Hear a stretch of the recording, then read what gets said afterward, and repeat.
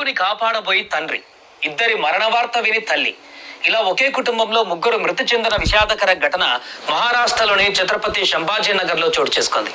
మహారాష్ట్రలోని ఛత్రపతి సంభాజీనగర్ పరిధిలోని కావాఢ్యా కొండ వద్ద రేవాలాయ్ ప్రాంతానికి చెందిన కుమారుడు ఇవాళ ఉదయం 10 గంటల ప్రాంతంలో అకస్మాత్తుగా ఆ కొండపైన చేరుకున్నాడు.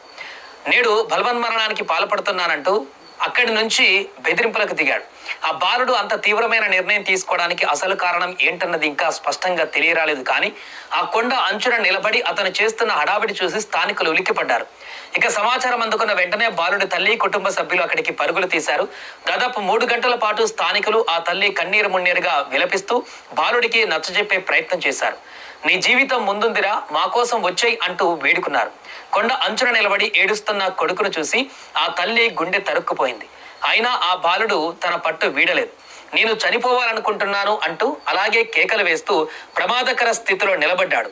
పరిస్థితి చేయి దాటిపోతుండటంతో ఆఖరి 15-20 నిమిషాలలో కింద నుంచి బతిమిలాడుతున్న తండ్రి ఎలాగైనా తన కొడుకును కాపాడుకోవాలనే ఆరాటంతో ఎలాగలోగా కొండపైకి చేరుకున్నాడు.